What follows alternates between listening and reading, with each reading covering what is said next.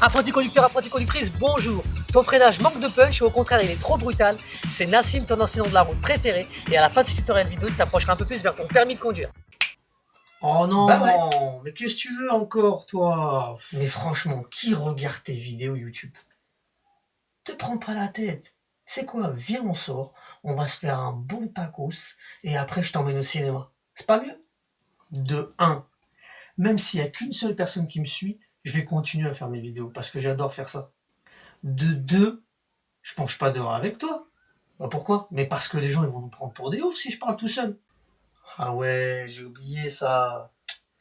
Ah mais au fait, vous savez qu'il réussit pas ses cascades du premier coup? Mais non, tu vas pas sortir les dossiers. Pour ceux qui ont manqué la dernière vidéo sur le démarrage en côte, regardez plutôt. Non.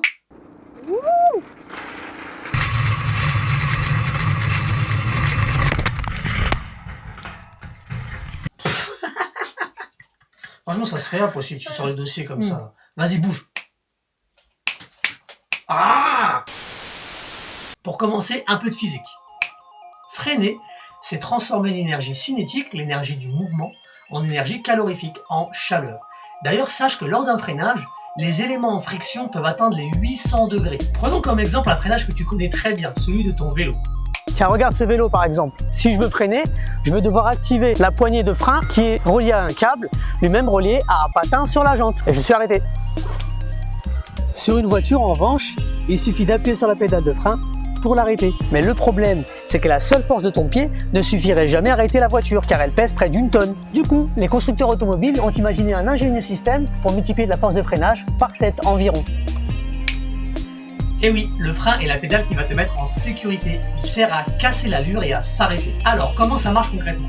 Tu dois savoir qu'il existe 3 types de freinage. Le premier, c'est ce qu'on appelle le freinage progressif. En quoi ça consiste en fait? Ça consiste à commencer à freiner et plus ta voiture ralentit, plus tu écrases la pédale de frein, jusqu'à atterrir pied au plancher. Ce freinage-là, il est dangereux. Pourquoi? Parce que tu risques, si ton véhicule n'est pas équipé d'un système ABS, de bloquer tes roues et du coup de perdre le contrôle de la trajectoire. On utilise ce freinage dans 2 cas seulement. Le premier, c'est dans le cas où tu sors d'une voie rapide et la voie de décélération est trop courte. Le deuxième, bien entendu, très souvent c'est en agglomération, ça va être un freinage d'urgence. Alors le deuxième, c'est ce qu'on appelle le freinage constant. Le freinage constant, il est mieux que le freinage progressif, moins dangereux et un peu plus efficace, sauf qu'il a un problème, c'est qu'à la fin du freinage, tu vas avoir tendance à être basculé en avant. C'est pas bon pour le dos et c'est très désagréable pour tes passagers. Donc il existe un 3e type de freinage, c'est ce qu'on appelle le freinage dégressif et c'est celui-là qu'on va apprendre aujourd'hui. Comment fonctionne le freinage dégressif? Eh bien, il démarre pareil que le freinage constant, c'est-à-dire que tu vas commencer à mettre une pression sur le frein, quand ton véhicule commence à s'arrêter, tu bloques la pédale de frein.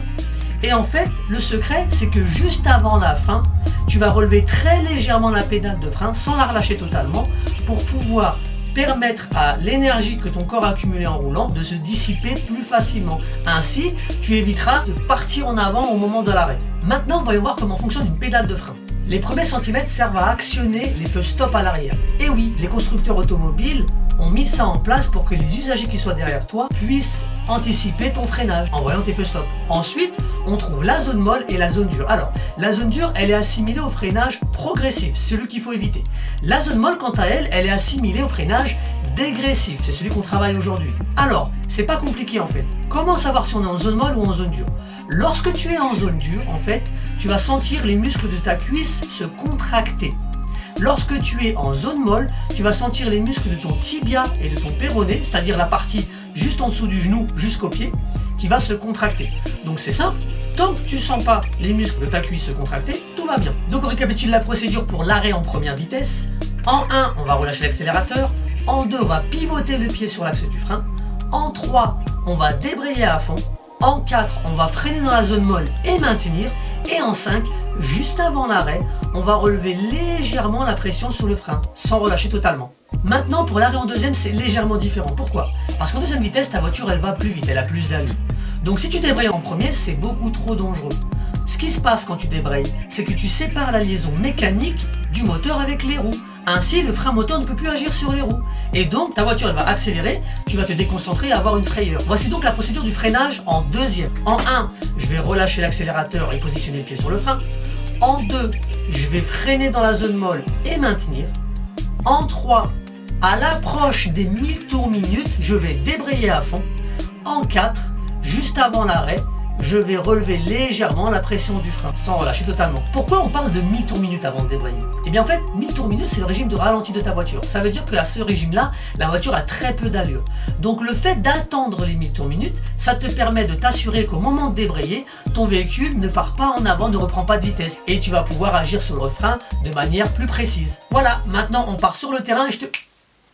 Oh, tu veux quoi encore? Tu recommences avec ta blouse. Ouais, je recommence avec ma blouse. Quoi? Ah mais je savais pas, on avait un gros star au milieu du visage là.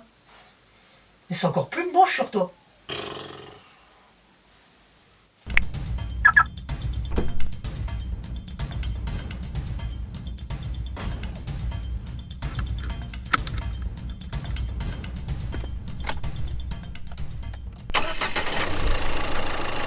Et surtout, n'oublie pas que tous ces exercices sont à appliquer avec un enseignant de la conduite et de la sécurité routière diplômé d'État pour assurer ta sécurité et conduire dans les meilleures conditions. Et reste jusqu'à la fin car on verra ensemble les trucs et astuces pour maîtriser encore mieux la procédure. C'est parti! Ok mes amis, donc c'est parti, on va le faire avant que la nuit elle tombe. Là je suis en première vitesse, donc on va y aller à une vitesse de 20 km/h maximum parce qu'au-delà on va être en surconsommation d'essence, ça peut être mauvais pour le moteur. Allez, donc c'est parti, top, je lâche l'accélérateur, pivot pied sur le frein, je débraye d'abord à fond, ensuite je freine dans la zone molle et regardez juste avant l'arrêt, je relève légèrement le pied du frein. C'est parti, maintenant on va le faire en deuxième vitesse. Alors la deuxième vitesse, souvenez-vous, ça va beaucoup plus vite, donc surtout on ne fait pas l'erreur de débrayer en premier, on va d'abord freiner. Il faut absolument casser l'allure d'abord mes amis pour être vraiment en sécurité. Donc je vais monter à une vitesse de 40 km/h et là top, je lâche l'accélérateur, pivot pied sur le frein, je freine dans la zone molle d'abord, je maintiens, arrive à 1000 tours minutes, je débraye à fond et juste avant l'arrêt, regardez, hop, je relève légèrement la pression du frein. Je recommence une nouvelle fois pour la deuxième parce que c'est très important de le maîtriser celui-là. Hop, allez, je vais aller juste là à gauche.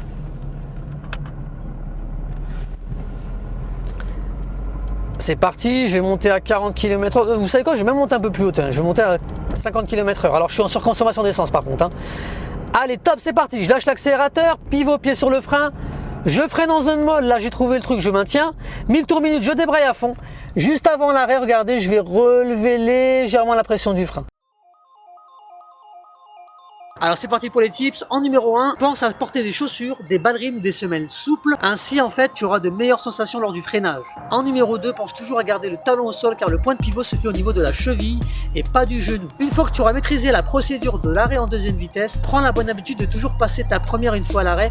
Ainsi tu éviteras de l'oublier lors des démarrages et de caler. En numéro 4, pour un freinage efficace, il faut toujours garder le pied sur l'axe de la pédale de frein et faire un pivot vers l'accélérateur si besoin. Et enfin, n'aie pas peur, savoir freiner et s'arrêter est bien plus difficile que d'accélérer et prendre de l'allure. Car n'oublie pas, même si aujourd'hui tu n'as aucun problème à freiner avec ton vélo, il y a encore peu de temps, quelques années en arrière lorsque tu es petit, tu avais beaucoup de mal et tu avais des frayeurs. Aujourd'hui c'est maîtrisé, c'est des sensations nouvelles et c'est normal d'avoir peur. Ça va venir, il suffit simplement d'un peu d'entraînement.